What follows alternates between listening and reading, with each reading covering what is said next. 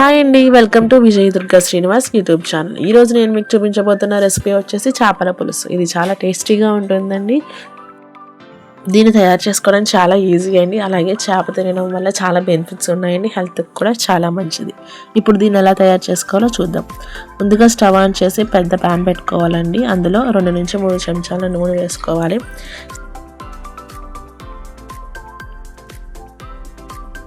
ఇప్పుడు ఈ నూనె బాగా కాగాక ఇందులో పచ్చిమిర్చి వేసుకుని మగ్గనివ్వాలండి. చేపల పులుసుకి అయితే పెద్దదే పెట్టుకోవాలండి ప్యాన్. చేప ముక్కలు ఫ్రీగా ఉడికేలాగా అవి విడిపోకుండా ఉంటాయన్నమాట ముక్కలు. పచ్చిమిర్చి మగ్గాక ఇందులో బెండకాయలు కూడా వేసుకొని మగ్గనివ్వాలండి. కొంచెం సేపు బాగా మగ్గాలి.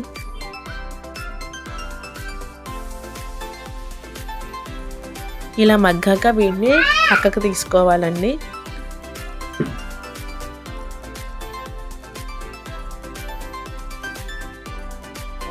ఇప్పుడు ఇందులో కచ్చాపిచ్చగా గ్రైండ్ చేసుకున్న ఉల్లిపాయ పేస్ట్ వేసుకోవాలండి.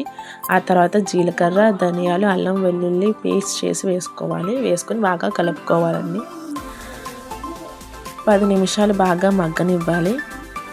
ఇలా కలుపుకుంటూ అడగంటనివ్వకుండా కలుపుకోవాలండి. ఇది బాగా మగ్గాక ఇందులో ఉప్పు వేసుకోవాలండి. ఉప్పు వేసుకొని ఒకసారి కలుపుకోవాలి. బాగా కలుపుకోవాలండి. అడగన్నది అంటనివ్వకూడదు చేపల కూరకి అసలు. బాగా కారం వేసుకుంటున్నామండి, తగినంత కారం. చేపల పులుసుకి అయితే కారం ఎక్కువగానే పడుతుందండి. మీ కారానికి సరిపడగా వేసుకోండి. మీరు తినే కారానికి సరిపడగా కారం వేసుకొని బాగా కలుపుకోండి.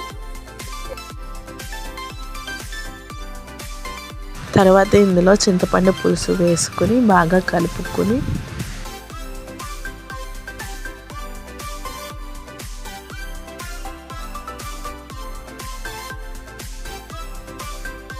మూత పెట్టి మరుగుచ్చేంత వరకు మరిగించాలండి.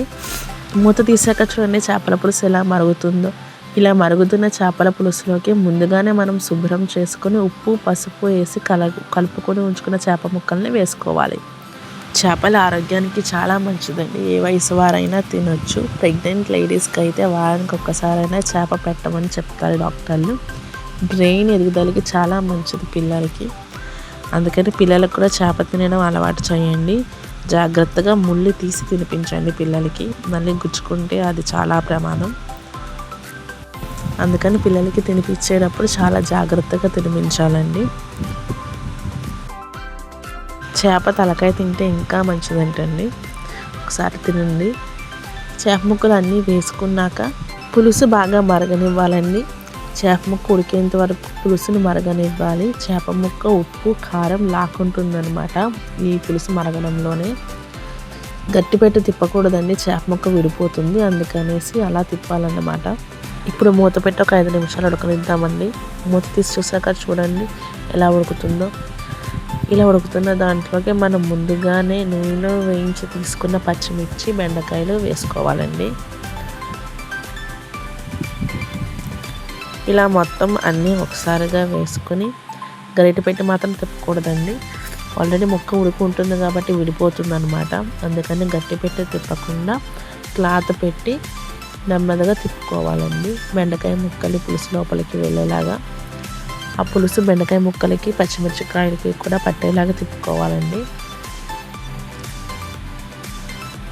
పచ్చిమిరపకాయలు, బెండకాయలు ఇలా పులుసులో ఉడికితే తినడానికి చాలా బాగుంటాయి అనమాట. పచ్చిమిరపకాయలోని కారం అంతా పులుసులోకి దిగి పులుపు మొత్తం పచ్చిమిరపకాయ తీసుకొని తినేటప్పుడు చాలా బాగుంటుందండి. ఇలా పూర్తిగా ఉడికిపోయిన తర్వాత చివరగా కొత్తిమీర వేసుకొని స్టవ్ ఆఫ్ చేసుకుంటే ఎంతో టేస్టీగా ఉండే చేపల పులుసు రెడీ అయిపోయిందండి. రైస్లోకి ఇది చాలా బాగుంటుంది అన్నమాట. తప్పకుండా అందరూ ట్రై చేయండి.